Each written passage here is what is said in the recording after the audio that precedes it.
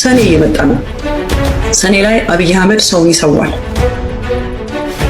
አፈንጂዎችን ያዘጋጀው ኤቭሪቲንጉን ከቨሬጅ የሰጠው ራሱ አብይ አህመድ ነው። በአዲስ አበባ መጠነ ሰፊ የሆነ የወጣቶች አፈሳ እንዳለ መሰረት ሚዲያ ይዞት የወጣው መረጃ ያሳያል። አዲስ አበባ የገባ ሁሉ እየታፈሰ ነው። ዝም ብሎ መሰላቸው አፈሳው እየተጀለጡ ነው የሚሰለጥኑት አሉ። ስለማይፈልጉ በግልጽ መፍታት፣ መግጠም፣ ምላጭ መሳብ ንቀትም በሽታ ያው ሰውዬው የታወቀ በሽታ።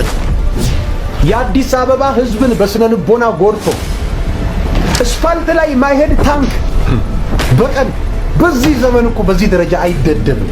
በሚሊዮኖች ገንዘብ እንዲዘርፉ ይደረግና ጓደኞቻቸውን እንዲሰልሉ፣ እንዲደበድቡ፣ እንዲዘርፉና እንዲገሉ የተደረገበት ሁኔታ ነው ያለው። ሰላም ጤና ይስጥልን ውድ የቃል ሚዲያ ቤተሰቦች እንደምን ቆያችሁ? እግዚአብሔር ሰላም ከሁላችን ጋር ይሁን እያልን ወቅታዊና አዳዲስ መረጃዎችን ይዘን መጥተናል። ቪዲዮውን ከመጀመራችሁ በፊት ላይክ በማድረግ ጀምሮ እንዲሁም ሐሳብ አስተያየታችሁን የኮሜንት ሴክሽን ላይ ያስቀምጡልን። ቀጥታ ወደ ቪዲዮ እናልፋለን። ሰብስክራይብ ለምንድን ነው የማታደርጉት?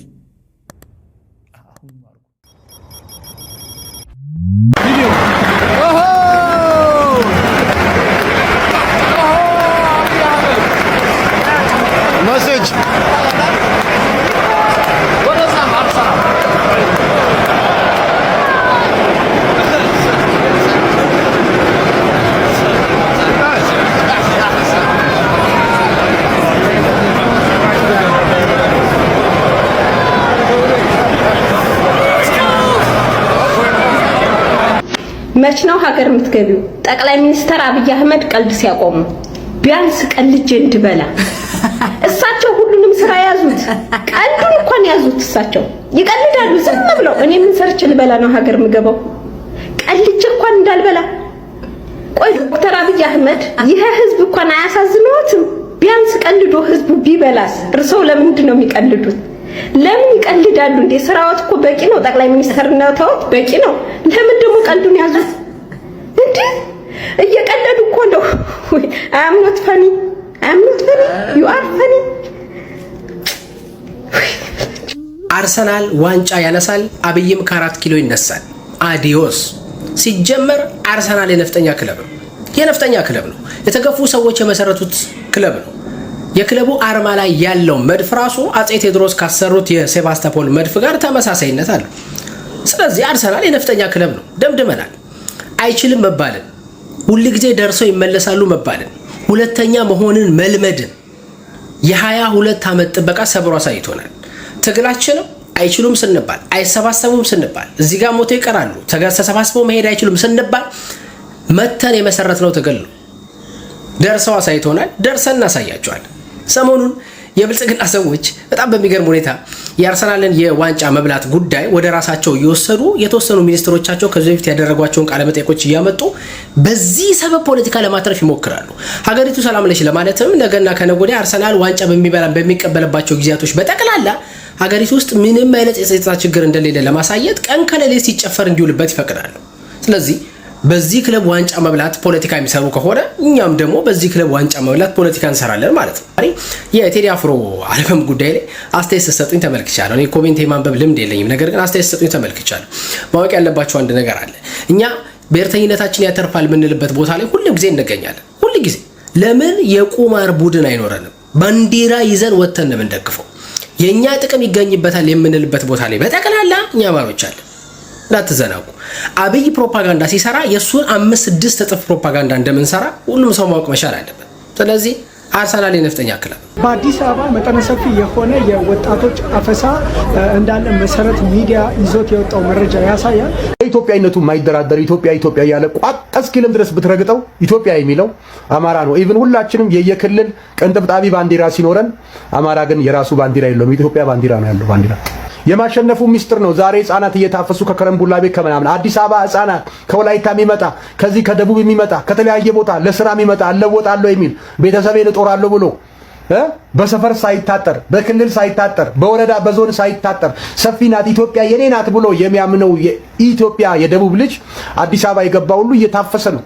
ዝም ብሎ መሰላቸው አፈሳው እየተጀለጡ ነው የሚሰለጥኑት አሉ። ስለማይፈልጉ በግልጽ መፍታት፣ መግጠም፣ ምላጭ መሳብ የሚለማመዱት ክላሽ ይሰጠዋል።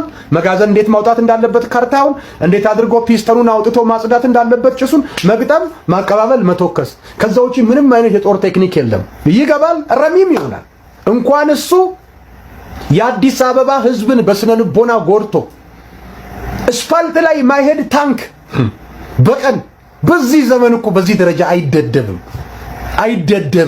በዚህ ዘመን አሜሪካን ያለውበት ስቴት ኮሎራዶ የአሜሪካን የወታደራዊ ሚሊተሪ ኃይሏ ትልቁ ካምፕ ያለበት ቦታ ነው።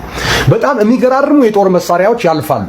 የሚያልፉበት ቦታ አለ፣ የተለካ ቦታ ከማህበረሰብ ውጪ ሰውን ስነ ልቦና እንዳይጎዳ። እዚህ ምንለው ነው ዩናይትድ ነን እንግዲህ ከተለያየ ዓለም የመጣ ማህበረሰብ ነው ያለው። ሰው ስነ ልቦናው እንዳይጎዳ፣ ምክንያቱም ለትሬኒንግ ይወጣል፣ ብዙ ነገር ይወጣል።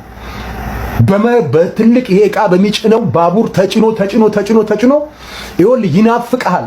ባቡሩ የሚያልቅበት የሚወጣው ታንክ የሚወጣው መሳሪያ አለኝ ትላላችሁ። ደግሞ የቆየ የድሮ ቴክኖሎጂ ኦራል አይፋ ምናምን ዙ 23 ምናምን ዓለም እኮ አንተ ሰልጥናለች። ቤት ቁጭ ብሎ የሚታኮሱት መሳሪያ አላቸው። ያ የቆየ ታንክን ይዘ ትገባለህ። ህዝቡን ስታሸብር ከረምክ። ሰማዩ የኛ ነው፣ ምድሩም የኛ ነው። የአዲስ አበባን ህዝብ በስነ ልቦና መጉዳት፣ የሚያስቀድስ ሰውን ቅዳሴ እስኪታጎን ድረስ መጉዳት፣ ሰው ታክሲ ሹፌር መንገድ እስኪጠፋው ድረስ ሰዎችን ጭኖ ወዳልሆነ ቦታ እስኪሄድ ድረስ በስነ ልቦና የጎዳው ያ ሰራዊት የዛላ አማራ ክልል ከገባ አርዳ፣ ካልሞተብህ አርዳ። እናቶች ይጠይቃሉ። ያን መከላከያ ሰራዊት ይዘገባ ቀበቶ አስፈታለሁ ብለህ ብርሃኑ ጁላ ቀበቶ አስፈታለሁ ብለህ ሰው ቤት አይደረግም። እንዴት ነው ሰው ያሳደገውን ልጅ ዝም ብለህ ገብተህ የምትቆነጥጠው? እንዴት ነው ሰው ስንት የለፋበትን ስንት ፕሮጀክት ያደረገበትን ስንት እናቶች በማህፀናቸው 9 ወር ከ5 ቀን ያረገዙትን ስንት የልጃቸውን እርግጫ ስንት የልጃቸውን ሽታ ስንት አምሮት ስንት ፍላጎት ስንት አለመመቸት የያዙትን እንደ ቀላል ነገር ቀበቶ አስፈታለሁ ብለህ ሄድክ። በመጀመሪያው ቀን ብርሃኑ ነው እየሮጥክ የመጣኸው አዲስ አበባ። አማራ ክልልም አትገባም፣ አንተ አታዋጋም። እዚህ ሆነ ከሲቹዌሽን ሩም እያልክ ታስበላለህ ህዝብ። መብራንን ማረግ የምታገኙት እናንተ። አንድ ወታደር በትንሹ 7 ዓመት ይፈርማል። ወታደር ቤት ሲገባ ወዶ 7 ዓመት ይፈርማል። ደበረኝ ትግላችሁ ካለ አይወጣም። ከ7 ዓመት በኋላ ነው ትወጣለህ የሚባለው። 7 ዓመት ላይ ሊወጣ እንኳን ትግሉ ባይመቸው ከድቶ ባይሄድ ባይጠፋ ሲከዳ ጥሩ አይደለም የሚጻፍበት ደብዳቤ። ሀገሬ ከዳ፣ ፖለቲካው ቆሻሻ ነው። የነሱን ቆሻሻነት ሳይሆን የሚናገሩት የነሱ ቆሻሻ ስራ ደብሮት የወጣ ሳይሆን ብሎ የሚናገሩት ሀገሩን ለጠላት አሳልፎ ሰጥቶ ከድቶ ይመጣ ብሎ ጽፈው ቀበሌ እንዲያጨናንቅ ያደርጋሉ። 7 ዓመቱን ጠብቆ ደግሞ ከወታደር ቤት እወጣለሁ ካለ ልክ 6ኛ ዓመቱ ላይ ምክትል 10 አለቃ ማሲንቆ መምቻዋን ታውቃላችሁ። 1 ቪ ምናልባት አሁን እሱ ማረግ ካለ እኔ እንጃ ኢትዮጵያ ውስጥ ባለው የኑሮ ግሽፈት እሷም ልጠፋ ትችላለች። እንደነ ስሙኒ ሳንቲ እንደነ 5 ሳንቲ ሙሉ 10 አለቃ ይሆናል መጀመሪያው። በእኔ ዘመን ግን ምክትል 10 አለቃ፣ ሙሉ 10 አለቃ፣ 50 አለቃ፣ ምክትል 100 አለቃ፣ ሙሉ 100 አለቃ እየተባለ ይቀጥላል። ልክ በ6ኛው ዓመት ያቺን ይሰጡሃል። 3 ዓመት ያራዝሙባል። 10 ዓመት ሆነ ማለት አይደል? የነሱን ግማታም ፖለቲካ፣ የቆሸሸ ፖለቲካ፣ እግር የሚል ፖለቲካ ፈንገስ እግርህ እያወጣ ሌላ 3 ዓመት ትጨምራለህ። ትግሉ ሳይጠብቅ እና ወታደር ተናገሩ። ያ ሁሉ ወታደር ፊት ለፊት ገብቶ እግረኛው እየተዋጋ እየሞተ ማረግ የሚያገኘው ከኋላ ያለው አመራር ነው። ምንም ጥይት ድምፅ፣ የከባድ መሳሪያ ድምፅ እንኳን የማይሰማ የሚሞተው እሱ ነው። አፍተር ጦርነት አፍተር ዋር ደግሞ ቤተሰብ አይረዳም። የለም መርዶ። በህወሓት ጊዜ ትዝ ይለኛል በኢትዮ ኤርትራ ለሞተባቸው ልጆች 20 ሺህ ብር 30 ሺህ ብር ይሰጡ ነበር። በዛ ጊዜ ብሩ ጥሩ ነበር።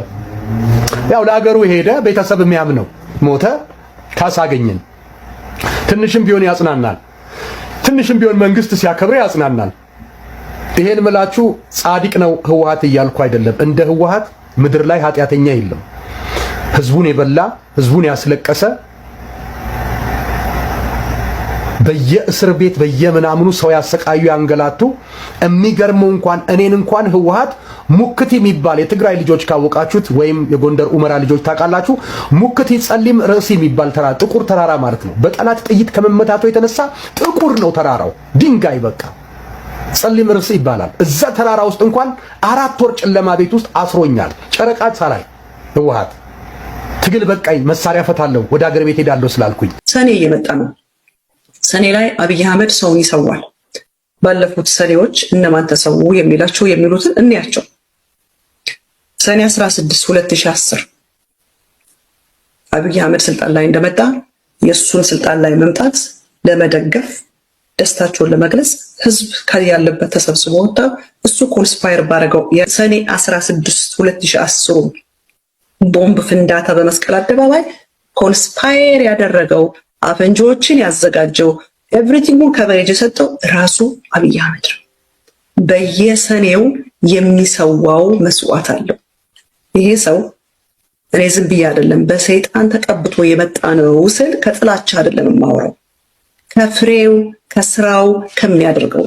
ሰይጣን ስልጣን የተሰጠው ሰው ስራው ምንድነው? የሰይጣን ሐሳብ ማገልገል ነው። ስለዚህ አብይ አህመድ ለሰይጣን ለስልጣንና ለገንዘብ ካለው ክብርና ፍቅር የተነሳ ለሰይጣን ሊገዛ እንደማይችል ምንም ጥርጥር የለኝም። ለሰይጣን ደግሞ ስትገዙ ሰይጣን ትልቁ ነገሩ ምንድነው? ሰውን መስዋዕት አድርጎ የሚያቀርበው የሰው መስዋዕትነት ነው የሚፈልገው። የሰው ልጅ ነው እንዲሰዋለት የሚፈልገው። በየሰኔው አብይ አህመድ ሰዎችን ሲሰዋ አይተናል። ለዚህ ነው የሰኔ መስዋዕት ያለው። ለሰኔ የተዘጋጀው መስዋዕት አብይ አህመድ ጌታቸው ረዳ ነው፣ ዲሽታጊና ነው ውልሲ። ምክንያቱም ይሄ ሰውዬ ዲሽታጊናን ማንሷል። ዝም ብሎ አይደለም ዲሽታጊና ስሙ የተነሳ። ሰኔ 16 2010 አብይ አህመድ ኮንስፓየር ባረገው የቦምብ ፍንዳታ ነበር። ከዛስ ሰኔ 15 2011 ደግሞ እንዲሁ አሁንም አብይ አህመድ ያዘጋጀው ጀነራል ሰዓረ የኤታማዦር ጀነራል ሰዓረ በቤት ውስጥ እንዲገደል አደረገው። አብሮት የነበረው ጓደኛው ጀነራል እንዲገደል አደረገው።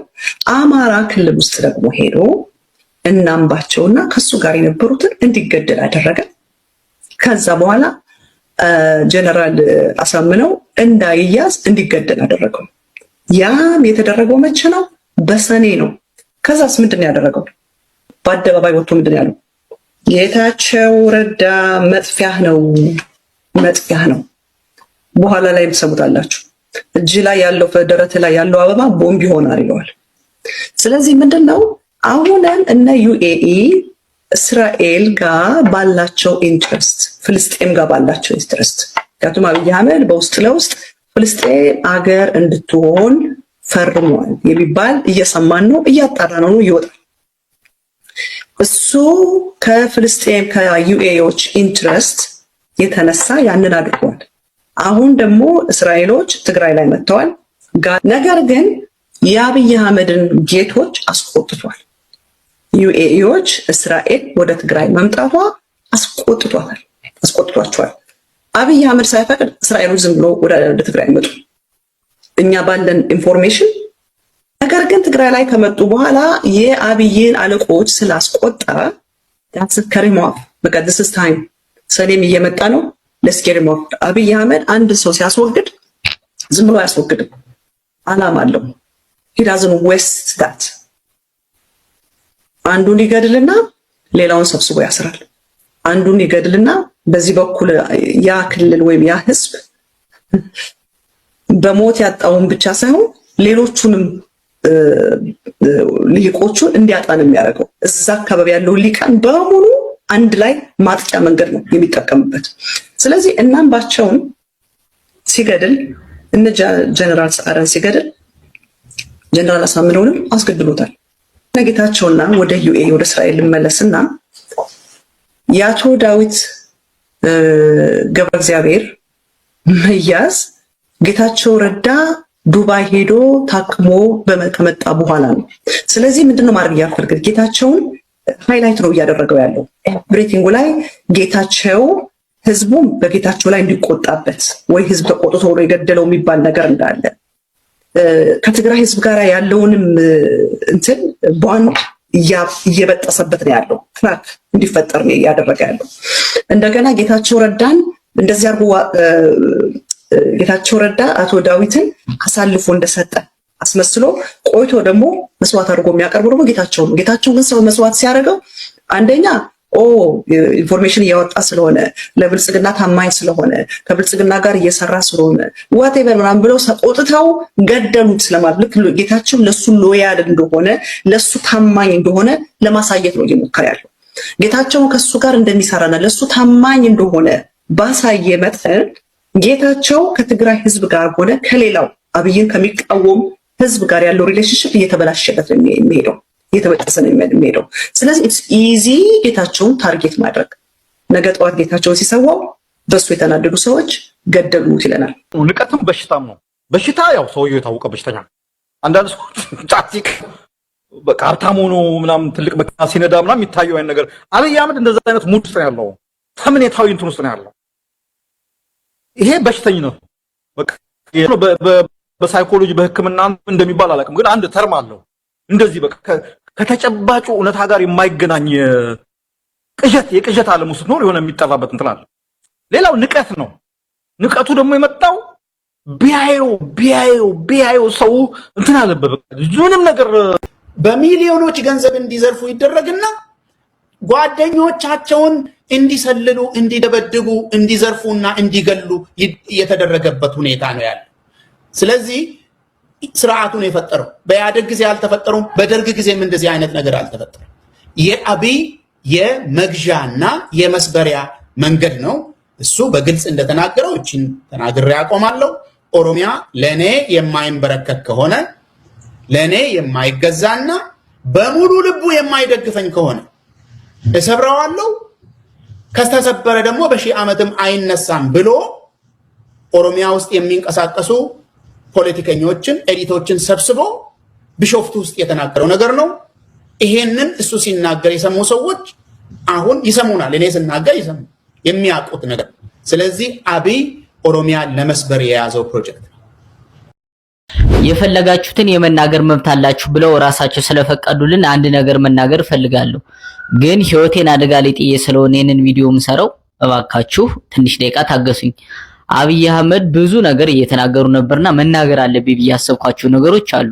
ኢትዮጵያ ውስጥ እንደምታውቁት 80% ገበሬ ነው። ገብቷችኋል?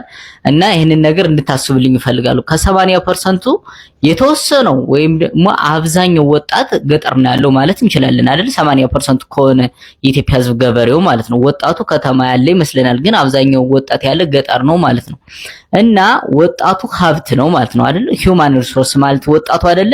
ስለዚህ ስለ ወጣቱ ማሰብ ፈልጋለሁ።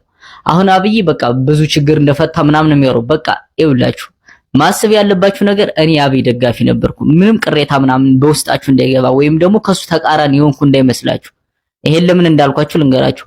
2016 ነው 12ኛ ክፍል የጨረስኩና ትምህርት ቤት ብዙ ጊዜ ጠላ የነበረው አብይን ደግፍ ስለነበር ነው። አሁንም የምደግፍበት ነገሮች አሉ፣ ግን ደግሞ የምነቅፈው ነገሮችም ደግሞ ይኖራሉ። እነዛን ነው መናገር የፈለኩት። ወደ ጉዳይ ስመለስ 80% የገጠር ህዝብ ከሆነ አሁን ላይ በተለይ በአማራ ክልል ውስጥ ማለት ነው። አማራ ክልል ብቻ አይደለም፣ አዲስ አበባ ውስጥ ስለምኖር ብዙ የኦሮሞ ጓደኞችም አሉኝ፣ የተለያዩ የክልል ጓደኞች አሉ። በተለይ ኦሮሞ አካባቢ የሆነ አካባቢ ወለጋ አካባቢ ኔት አካባቢ በአብዛኛው እንደ አማራ ክልሎች ስለተጎዱ ልጆች ሰምቻለሁና ስለራሴ ላውራ ስለማውቀው ማለት ነው። እኔ ገጠር ያሉ አካባቢዎች ወይም ቤተሰቦች ወይም ደግሞ ዘመዶች አብዛኞቹ ከ4 ዓመት በላይ ሆኗቸዋል። ወጣቶች ትምህርት ቤት የሚባል ነገር የለም፣ ትምህርት የለም። ይሄ እውነታ ነው። መምህርም የለም፣ አስተማሪም የለም። ጀስት በቃ ምንም በቃ የለም ምንም ነገር። ተማሪው ለ4 ዓመት ምንም አይነት ትምህርት የለም ማለት ነው። እና ምን ይላሉ ደግሞ ሰራተኛ የምናመጣው ከናይጄሪያ ከምናምን ነው አሉ። እንዴ ቆይ አንድ ነገር ግን መናገር ፈልጋለሁ ስለዚህ ነገር ማለት ነው። የናይጄሪያ ህዝቦች እኮ በጣም ባለጌና እኮ አስቀያሚ ህዝቦች ናቸው። ማለትም ደግሞ ሁሉም ማለት ባይባልም ግን በጣም አመፀኞችና ችግር ፈጣሪዎች ናቸው። እንዴ ናይጄሪያ ውስጥ እኮ ወርቅ እንኳን በመስታየት ተዘርግቶ የማይሸጥበት ሀገር እኮ ነው። በጣም አደገኞች። ግን ሰራተኛ እናመጣለን ያሉ ከዛ ነው። ይሄ መሰለ ጸባይተኛና ሀገሩን ምኑን የሚያገለግል ህዝብ ባለበት ወጣቱ ስራ አጣው ብሎ እንደዚህ ተስፋ ቆርጦ ምናምን ባለበት ሀገር ምን ማለት ነው? ሰራተኛ ነው እንጂ የሌለው። እኛማ ሰራተኛ መዘጭ የሆነ ከቻይና ከምናምን አመጣን ከአሜሪካ ማለት እኛ እየኖርን አይደለም። ለምን ነው ሪያሊቲው ለምንድን ነው የምንደባብቀው? እውነቱን እንነጋገር ከተባለ እውነቱን ተናገሩ ከተባለ እንዴ እኔ ፐርሰናል እንዴት ነው እየኖርን ያለነው? ማለት መንግስት በቃ ስለ መንግስት ጥሩ ነገር ሳይድ ልንገራችሁ። እኔ መንግስት ጥሩ ሰራ ብዬ የማስበው ነገር ከተማ ላይ ያሉትን ነገሮች ነው። ማለትም ደግሞ ከተማውን ባህር ዳርም ሊሆን ይችላል፣ አዲስ አበባም ከዚህ በጣም ከተማው ያምራል፣ በጣም ነው የሚያኮረው። ማለት ግን ከተማው እንደዚህ ቆንጆ ሆኖ የተሰራው ለምን እንደሆነ ታውቃላችሁ? ለውጭ ሀገር ህዝብ ነው። ማለት ይዩኝ ለማለት አሚን በቃ ምናምን እሱ ብቻ ነው እንጂ ምንም በቃ ሌላ ነገር አሉ ብዬ አላስብም። ደግሞ ሌላ ነገር አብይ የረሳው ነገር ምናልባት ይሄን ቪዲዮ ካየኸው ምናልባት ማለት ነው እንደዚህ ቆንጆ በሆነ ከተማ የቆሸሹ ልብሶችና የተራቡ ህዝቦች ወይም ምናምን ህዝቦች እኮ ነው የሚታዩት። ይሄንን አስበው ታውቃለህ? ለምን ይመስላል? እንደዚህ ቀጭን ሆነው ወይም አጥንታቸው እየታየ የሚንቀሳቀሱ ህዝቦች እኮ በኑሮ ውድነት ነው። ገብቷል? እኔ የዶርም ለመክፈል እኮ ዳቦ በልቼ ማድርበት ብዙ ጊዜ አለ። ለምን እንደባበቃለን? አብዛኛው ህዝብ የሚኖረው ሸገር ላይ እንደዛ ነው። አሁን እናውቃለን። ወይም ትልልቅ ባለሀብቶች እኮ አሉ። በቃ የምግብ ጥያቄ የሌለባቸው ሰዎች ለነሱ በቃ ከተቦ ለነሱ እንደተገረም ያስታውቃል። አንተም ብለሃል በቃ ከጨነቃችሁ የምትበሉት የምትጠጡት ታገኛችሁ ከተማውን ለቃችሁ ሂዱ ምናምን ብለሃል በግልጽ። ግን ያ ማለት ምን ማለት ነው? እቺ ከተማ የተገነባች ላላት ነው። ለሌለው ሰው ወደ ነበረበት ይመለስ ማለት ነው። በቃ እሱ ገብቶናል። በቃ ለሰራው ጥሩ ስራ እናመሰግናለን። ከተማችን በጣም ነው የሚያኮረው። እግዚአብሔር መንፈስ ያድሳል። አዎ በሁሉም ከተማ ግን ገጠሩ ያለው ማህበረሰብስ መቼ ነው ቼክ የምታደርገው? አሁን እነዚህ እኔ የማውቀው ብቻ ያማረውን ተናገርኩ እንጂ የኦሮሞስ ሌላ ቦታ ያሉ ሰዎች በራብ የሚሞቱ ሰዎች በጦርነት ተፈናቅለው ከትምህርት ተርቀው ትምህርት ለአንድ ሀገር ያለውን ቫልዩ አታውቀውም ነው ብዬ እንዳላስብ እኔ እንጃ ማሰብ ይከብደኛል። እኔ እንጃ ይሄ ሃርድ ትሩዝ ነውና ለሰራው ጥሩ ስራ እናመሰግናለን። ደግሞ ትናንትና ያየው ነበር ቦሌ አካባቢና ሰልፍ እየወጡ ነበር ለመረጣ ምናምን ይምረጡ። ኦፍ ኮርስ በቃ ለሰራው ጥሩ መብት ነው በቃ መወዳደር ምናምን ነገር ጀስት በቃ እውነታውን ግን እንወቀው። ለምንድን ነው እውነታውን የሚሸሸው እንዴ? አዳነች አቤቤ ምን አለች? በጣም ቪዲዮ እንደረዘመ አውቃለሁ ግን ትንሽ ታገሱኝ። ለምንድን ነው የሚለምኑት መንገድ ላይ ወይም ደግሞ ራብተኛ የለም ምን እኔ ለዚህ ሌላ ቪዲዮ ነው የምሰራው። በቃ ለዚህ ሌላ ቪዲዮ እሰራለሁ ምናልባት እንግዲህ ካለው ማለት ነው። እንግዲህ ይሄ ቪዲዮ ማንን ያስቀይም ማንን ያስደስት ስለማላቅ ማለት ነው። እባክህ ለከተማው ብቻ ሳይሆን የገጠሩን ማህበረሰብ ቸክ አድርግልን። ከእውነት የራቀ ነገር ደግሞ ባታወሩ ማለት ለምን ህዝቡን ታስቆጣላችሁ? በነገራችን ህዝቡ ከተቆጣ ምን ማድረግ እንደሚችል የምታውቁ ይመስለኛል። ከተሳሳትኩ አርሙኝ። አመሰግናለሁ። ብንሰርቅም ባንሰርቅም እንኳን ክርስቲያን መሬት